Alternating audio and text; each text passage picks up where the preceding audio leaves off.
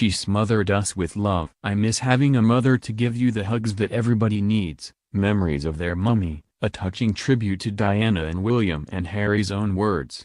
Family, said Diana, Princess of Wales, is the most important thing in the world. From the moment she confided in her childhood nanny that her only ambition was to fall in love and have lots of children, to her final days with William and Harry, it was the philosophy she lived by. It left a legacy of extraordinary pictures that, even 2 decades after her death, still speak eloquently about her relationship with her sons. As Harry said last month, she was the best mum in the world. She smothered us with love, that's for sure. I miss having that mother to give you those hugs and the compassion that everybody needs. William added, she was extremely good at showing her love, showing what we meant to her, what feelings meant and how important it was to feel. Even after 20 years, I still feel that love, that warmth, which is a huge testament to her. This summer the two princes have opened up to share their memories of their mother in a series of moving interviews in print and on television to mark the 20th anniversary of her death. Their participation in ITV documentary Diana, Our Mother, Her Life and Legacy, broadcast last month, and tonight's BBC special, Diana, 7 Days, has provided the most intimate portrait yet of Diana. It is the first time the princes have spoken in depth about her life and loss, and, they say, it will be the last. Part of the reason that Harry and I want to do this is because we feel we owe it to her, William tells the BBC. I think an element of it is feeling like we let her down when we were younger. We couldn't protect her. On the same program, Harry adds, it's never going to be easy for the two of us to talk about our mother, but 20 years on seems like a good time to remind people of the difference that she made, not just to the royal family, but also to the world. What emerges is how hard they have tried to keep alive the princess's name and work, which they use as a paradigm for their own public service.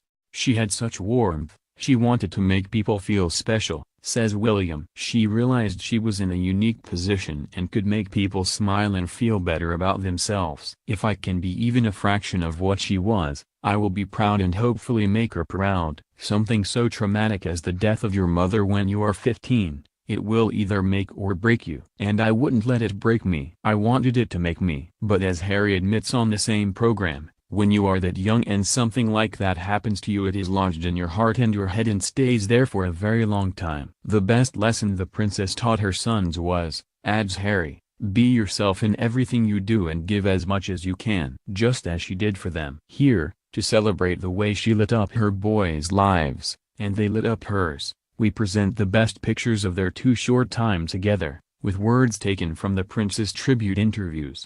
The cuddles she gave them, the laughter they shared and the aching loss that they felt when she was taken from them so suddenly, all are laid bare in powerful reflections on the role Diana loved best of all, being mother to her 2 adored little princes.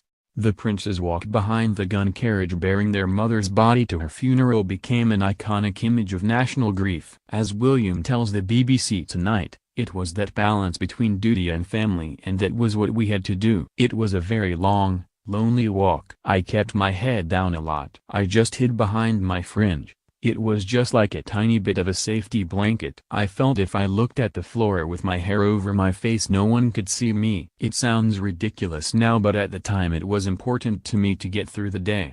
Harry has been more outspoken. In the magazine Newsweek, he said, my mother had just died and I had to walk a long way behind her coffin surrounded by thousands of people watching me while millions more did on television. I don't think any child should be asked to do that under any circumstances. I don't think it would happen today. Talking to the BBC he is more conciliatory, saying, before I knew it, I found myself in a situation with a suit on and a black tie, a white shirt, I think, and I was part of it. Looking back on it now, I am very glad I was part of it. He adds, to this day I can't remember what I was thinking. I was so focused on getting it done and doing everything that was asked of me there and then, and making sure I did my mother proud. In the same program he pays tribute to his father's bravery in breaking the news of Diana's death, acknowledging that he was going through the same grieving process as well. William also praises the Queen, who had faced a national backlash for cloistering her family in Balmoral in the aftermath of the tragedy. He tells the BBC,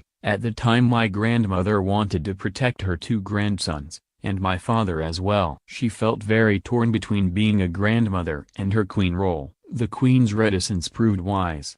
Harry recalls his first appearance in public, traveling home from church 4 days after Diana's death and stopping to see the hundreds of floral tributes at Balmoral. I remember coming back in the car and getting out at the front gates. Looking back, the last thing I wanted to do was read what other people were saying about our mother. Back in London, the public reaction to the bereaved princes was even more overwhelming. On the BBC, Harry recalls, people were grabbing us and pulling us into their arms. I don't blame anyone for that, of course I don't. But it was quite shocking. People were screaming, people were crying, people's hands were wet because of the tears they had wiped away from their faces before shaking my hand. In the same program, William concurs, everyone was crying and wailing and wanting to touch us. I was 15 and Harry was 12, nothing can really describe it. People wanted to grab us, to touch us. They were shouting, wailing, literally wailing at us, throwing flowers and yelling and sobbing and breaking down. They were fainting and collapsing.